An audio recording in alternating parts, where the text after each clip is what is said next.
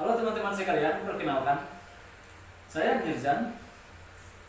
Saya berpengalaman dalam dunia ekstraksi metalurgi dan eksplorasi serta identifikasi mineral. Kebanyakan pengalaman yang saya peroleh adalah melalui proses belajar selama bertahun-tahun maupun saya peroleh dari hasil perkuliahan saya pada Universitas Patimura, Ambon. Konten yang akan saya bangun adalah konten-konten yang akan menjawab banyak sekali fakta-fakta tentang dunia metalurgi dan eksplorasi mineral atau dunia metalurgi dan dunia mineralogi. Saya akan banyak membahas atau saya akan banyak membagi informasi kepada teman-teman sekalian tentang fakta-fakta pengolahan logam, fakta-fakta tentang mineral-mineral yang kita temukan di lapangan, dan mungkin informasi-informasi yang terkait dengan dunia pertambangan di Indonesia pada akhir-akhir ini. Oke teman-teman sekalian, dalam konten pertama yang akan saya buat kali ini, saya akan membagi kepada teman-teman sekalian tentang bagaimana caranya kita memilih karbon aktif yang berkualitas. Jadi seperti yang kita ketahui bahwa salah satu parameter utama atau salah satu parameter penentu dalam proses ekstraksi emas dengan menggunakan cara sianidasi itu ditentukan oleh kualitas bahan yang berkualitas. Dan di antara sekian banyak bahan yang digunakan dalam proses ekstraksi emas itu, karbon aktif ini punya peran yang sangat dominan, atau karbon aktif ini punya peran yang sangat vital dalam proses ekstraksi itu sendiri.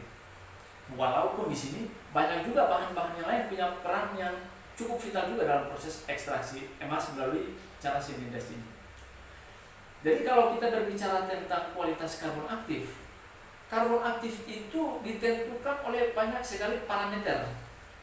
Tapi di sini saya hanya akan membahas 4 parameter dasar. Jadi 4 parameter dasar ini yang menentukan karbon aktif itu sesuai apakah untuk kebutuhan yang akan kita gunakan dalam proses ekstraksi biji emas nantinya.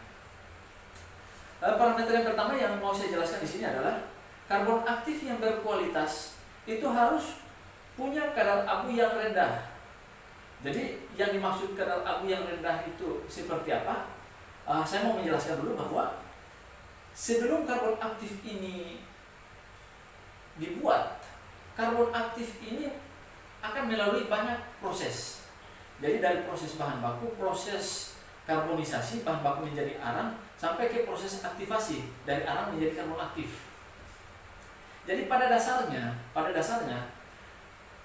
karbon yang telah melalui proses karbonisasi dari bahan baku menjadi karbon ini tidak murni hanya terdiri dari senyawa-senyawa karbon, tapi juga terdiri dari senyawa-senyawa mineral atau senyawa-senyawa anorganik yang teroksidasi saat proses karbonisasi itu sendiri.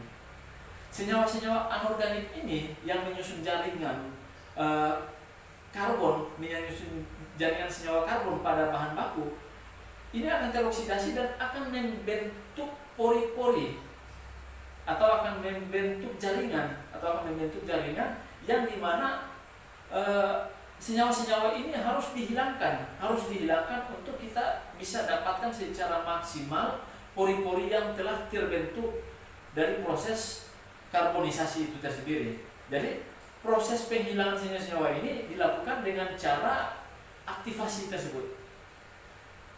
Jadi kita dapat mengetahui bahwa karbon yang punya kadar abu tinggi maupun rendah itu saat pembakaran nantinya. Kalau karbon yang kita peroleh saat pembakaran nantinya itu abunya itu banyak, kita bisa asumsikan bahwa karbon itu punya kualitas yang rendah. Tapi kalau kadar abunya sedikit, itu karbon itu punya kualitas yang tinggi kalau kadar abunya sedikit. Itu parameter yang pertama yang mau saya sampaikan. Parameter kedua yang harus kita lihat untuk menentukan kualitas karbon aktif itu adalah dengan melihat tingkat kekerasan atau hardness. tingkat kekerasan ini sendiri sangat berpengaruh saat proses mekanis ketika proses pengolahan itu berlangsung. Jadi kita sendiri yang kita ketahui sendiri bahwa ketika emas itu melewati proses biji emas itu melewati proses pelarutan dengan natrium cyanida misalnya, ini akan masuk ke tahap karbonisasi atau pemberian karbon. Jadi tahap pemberian karbon ini juga kan akan melalui proses pengadukan. Jadi kalau karbon itu punya tingkat kekerasan yang rendah, saat proses pengadukan nanti karbon ini akan mengalami penggerusan sehingga partikel-partikelnya itu akan kecil atau akan pecah, sehingga akan menyulitkan kita untuk proses screening atau proses penyaringan nantinya. Jadi seperti yang teman-teman ketahui juga, kalau karbon yang lulus screen atau lulus penyaringan itu kita nggak bisa manfaatkan untuk proses pembakaran nantinya. Jadi itu sangat disayangkan. Untuk itu kenapa kita harus menentukan karbon itu, salah satu indikatornya adalah melihat tingkat kekerasan atau hardness-nya itu. Itu yang kedua. Yang ketiga, karbon aktif itu harus punya nilai iodin yang tinggi. Jadi yang dimaksud dengan nilai iodin itu apa? Nilai iodin adalah jumlah iodin yang mampu diserap oleh karbon. Jadi kalau kita lihat pada kemasan-kemasan karbon aktif, itu ada beberapa kemasan itu sudah menentukan nilai iodinnya atau jumlah iodin yang dapat diserap oleh karbon aktif. Saya kasih contoh, beberapa kemasan itu sudah menentukan di situ nilai iodinnya itu 1200. Artinya 1 gram karbon aktif itu mampu menyerap sekitar 1200 mg iodin atau ion iodin dalam lautan. Jadi bisa Anda bayangkan sendiri, iodin 1200 mg iodin mampu diserap oleh 1 gram karbon aktif. Atau kita bisa bilang bahwa jumlah yang diserap karbon aktif itu lebih banyak masanya dibandingkan massa karbon aktif itu sendiri. Itu yang parameter yang ketiga. Parameter yang keempat yang mau saya sampaikan di sini bahwa kalau kita mau melihat karbon aktif yang bagus atau tidak, kita bisa lihat dari volume kemasan karbon aktif itu. Artinya kemasan karbon aktif yang bagus umumnya memiliki volume yang besar. Karena apa? Volume karbon aktif itu ditentukan oleh jumlah atau luas pori-pori, jumlah luas pori-pori yang terkandung dalam karbon aktif itu. Jadi kalau karbon aktif itu punya volume yang tinggi, maka luas permukaan yang terkandung dalam pori-pori karbon aktif itu semakin banyak atau semakin luas. Oke, saya akan menjawab pertanyaan penting dari beberapa rekan saya yang ada di tambang sana yang mempertanyakan kepada saya tentang apa sih merek karbon aktif yang paling baik atau yang paling berkualitas di lapangan.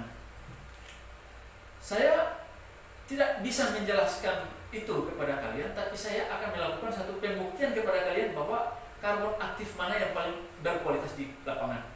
Kalian yang memilih sendiri dan kalian yang menentukan sendiri. Hari ini saya ada kedatangan 4 merek karbon.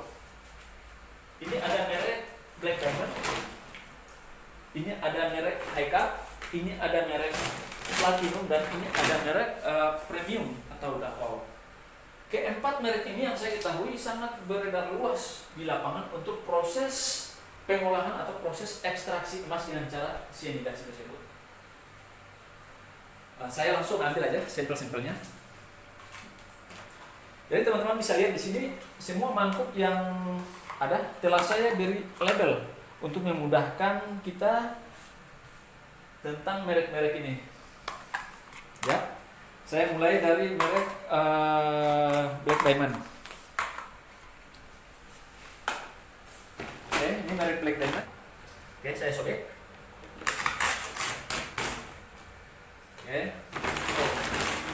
Oke, teman-teman bisa lihat dalam merek Black Diamond ini ada semacam kantung plastik atau kemasan plastik di dalamnya. Oke, saya buka. Oke, saya ambil secukupnya, teman-teman bisa lihat.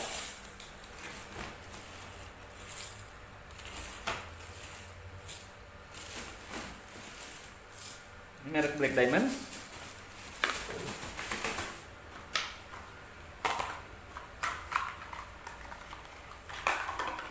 Setelah itu saya akan mengambil merek Hi-Cut.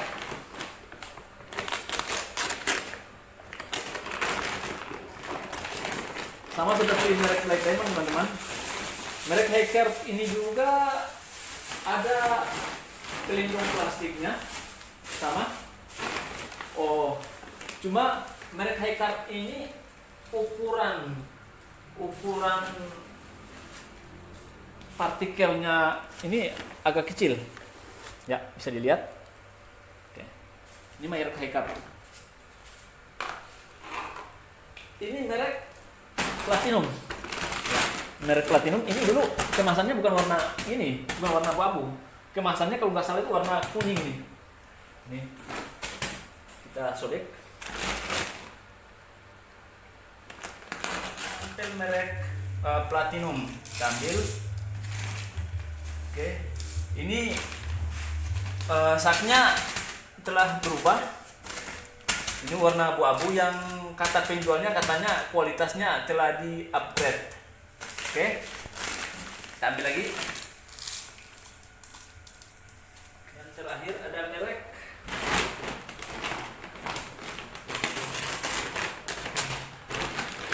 Premium, atau kalau di tambang biasa dikenal dengan merek Davao.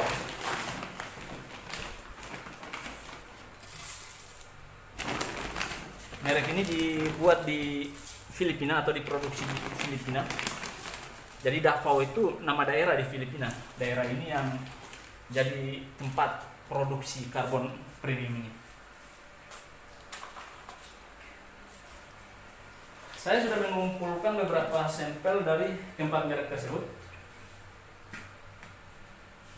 Oke. Kita akan melakukan pengujian ini. Kita akan melakukan pengujian untuk kita lihat kira-kira keempat merek ini mana yang paling cocok untuk kita gunakan pada proses ekstraksi emas nantinya.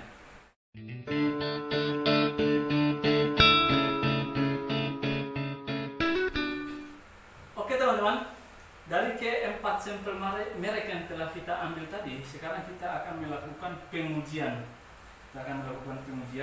Jadi sebelum kita melakukan pengujian, kita akan timbang 10 gram untuk setiap merek ini.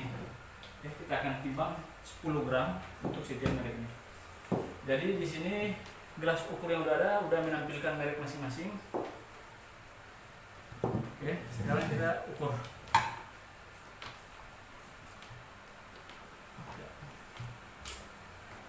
Dimulai dengan merek ini Davao atau Premium. Kita timbang 10 gram.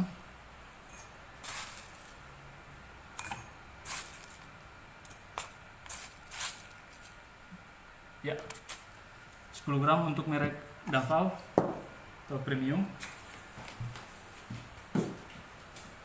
Kita salin di sini dulu.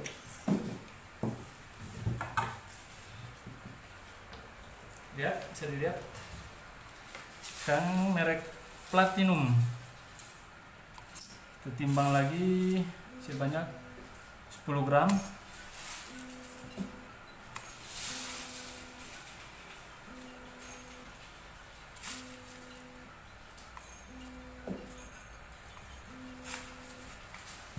Oke.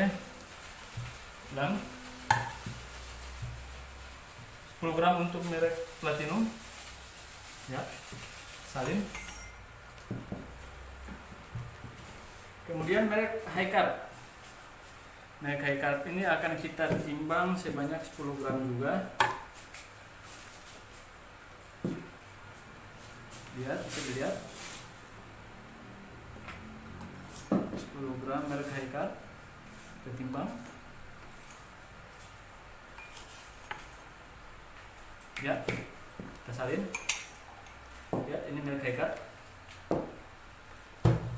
Dan terakhir 10 gram untuk merek Black Diamond. Lihat. Kita timbang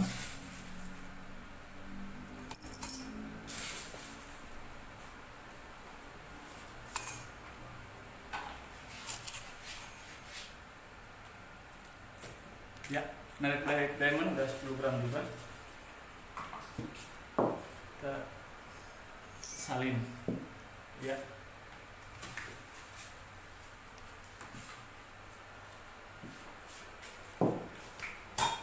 Semua merek yang sudah ada ini nanti selanjutnya akan kita uji dengan larutan betadine 10%. Jadi karena betadine ini mengandung sekitar 20% larutan iodin, maka betadine dapat digunakan sebagai salah satu alternatif untuk mengetahui daya serap atau absorpsi karbon aktif.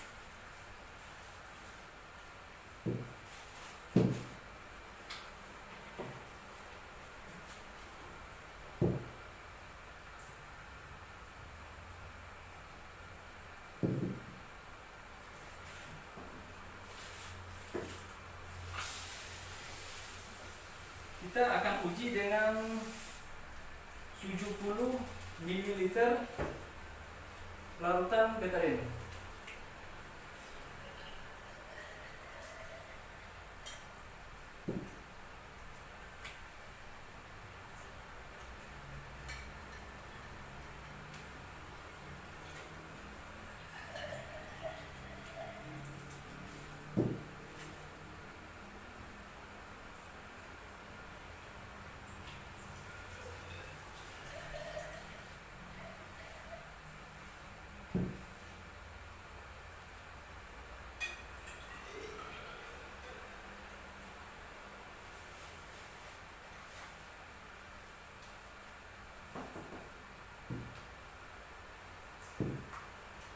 Oke, semua gelas ukur ini diisi dengan 70 ml larutan betadine yang telah diencerkan.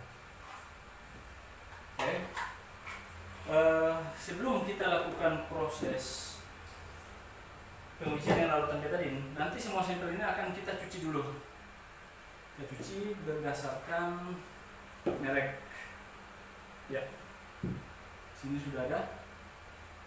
Saya akan panggil teman saya untuk membantu saya.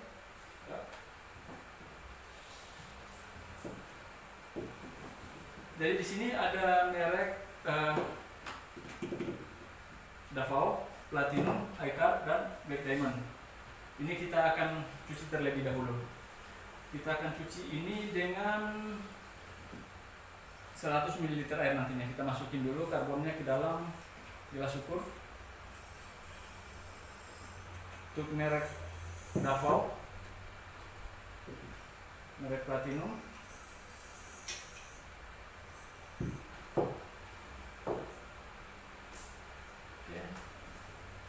dan akan kita isi air sampai 100 ml.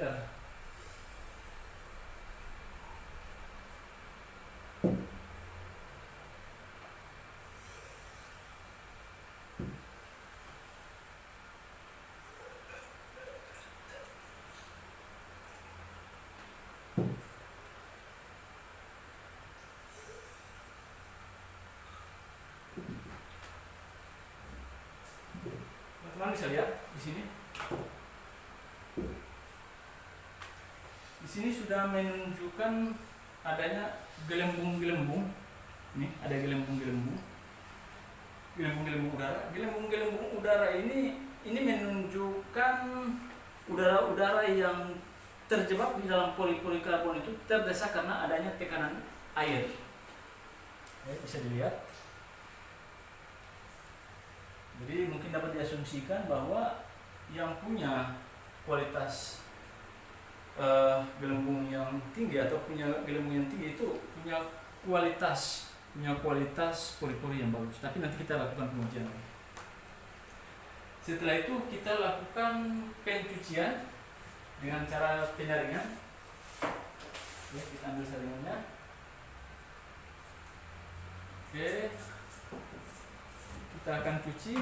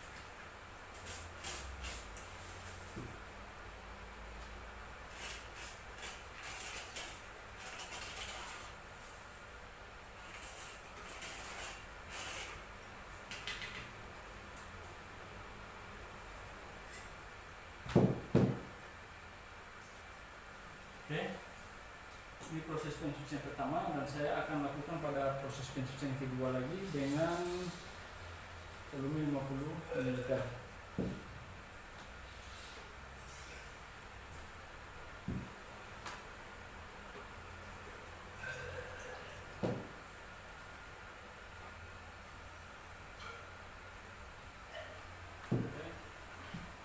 Ini akan kita aduk.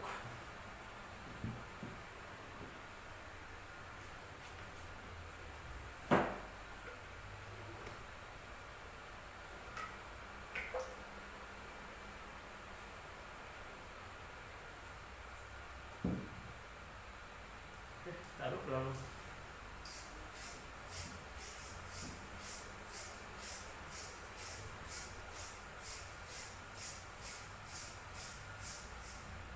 oke.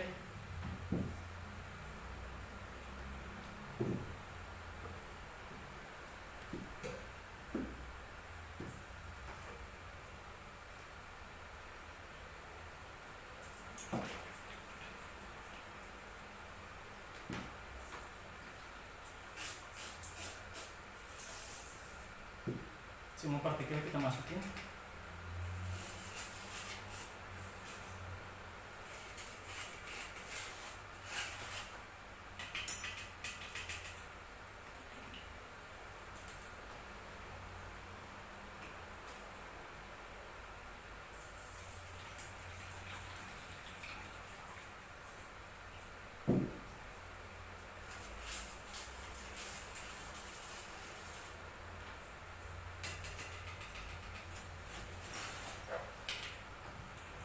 Teman-teman bisa lihat di sini.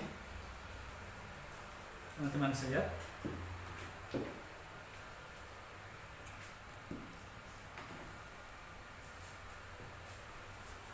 Di sini kita bisa mengetahui kadar abu dari masing-masing karbon aktif ini. Bukan kadar abu, kadar debu. Jadi karbon aktif yang warnanya paling hitam itu menunjukkan kadar debu dari karbon aktif ini tinggi. Kita bisa lihat di antara keempat merek ini. Kalau di sini di dalam merek high carb warnanya juga agak hitam dan ada ukuran partikel yang lolos saringan. Karena saringannya kita gunakan saringan dalam ukuran 15 mesh, berarti merek high carb ini sebagian punya partikel yang ukurannya itu meshnya lebih tinggi dari 15 mesh tersebut. Jadi ini lolos saringan. Ya. Kita akan melakukan pengujian dari keempat merek ini dengan larutan iodin atau larutan betadine. Jadi kita dapat simpulkan setelah proses pengocokan nanti bila mana dari keempat merek ini, merek mana yang lebih dominan, warnanya lebih cepat memudar, maka dapat kita simpulkan bahwa merek karbon tersebut punya kemampuan untuk menyerap betadine lebih cepat. Oke, untuk tidak membuang-buang waktu, sekarang kita langsung melakukan proses pengujian dengan betadine. Jadi kita masukin dulu betadine yang ada ini ke dalam gelas ukur dari setiap merek.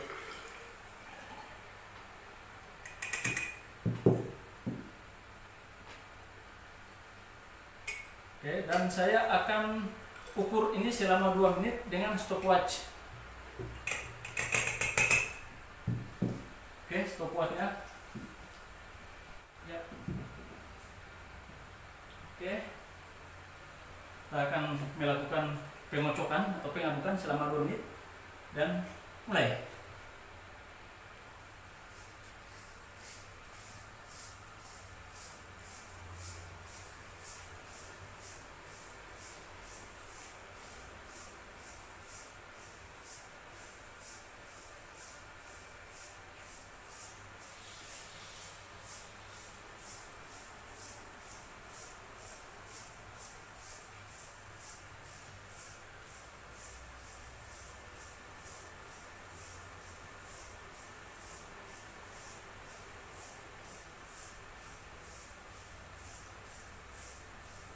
Nanti kita lihat pada menit pertama hasil refleksi cahayanya nanti dari center ke masing-masing gelas ukur, dan nanti kita akan lanjutkan lagi pengocokan sampai 2 menit untuk pengocokan kedua.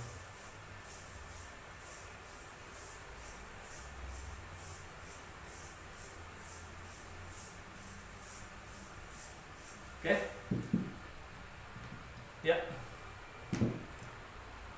ini pada menit pertama kita bisa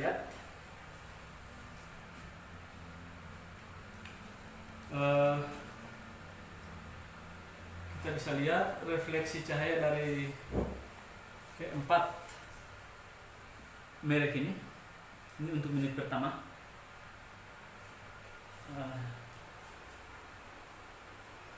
Ya, belum ada perubahan yang signifikan. Oke. Ya, kita lanjutkan lagi pengocokannya sampai dengan menit kedua. Coba kita mulai.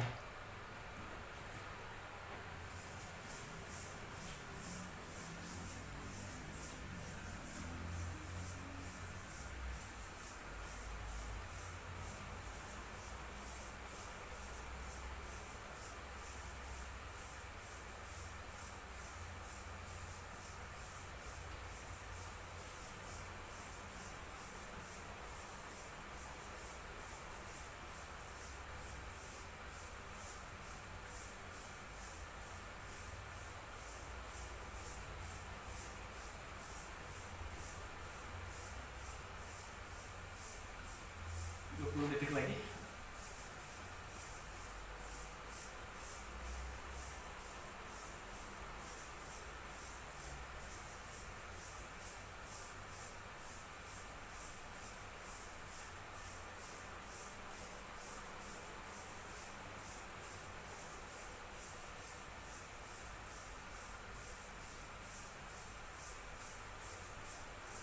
Oke, sekarang kita cek keempat merek ini. Kita cek berdasarkan refleksi warnanya. Ini premium atau Davao. Kemudian ini adalah platinum. Oke. Selanjutnya ini adalah high card di hitam, dan ini adalah black diamond. Lihat.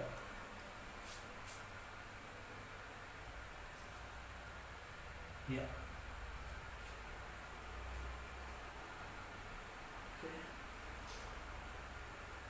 Terlihat di sini merek platinum tingkat kejernihannya lebih tinggi dari ketiga merek lainnya.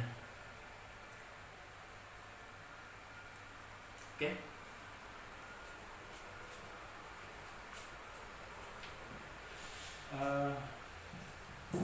Demikian teman-teman hasil pengujian saya kali ini tentang keempat merek yang beredar di pasaran ini. Kalian sendiri yang menyimpulkan, kalian sendiri yang menentukan kira-kira merek yang paling terbaik dari keempat merek ini adalah apa yang sesuai dengan kebutuhan kalian di lapangan. Akhir kata demikian video saya kali ini. Bila ada kesalahan, saya sampaikan maaf. Ikuti terus channel saya dan sampai jumpa lagi. Terima kasih.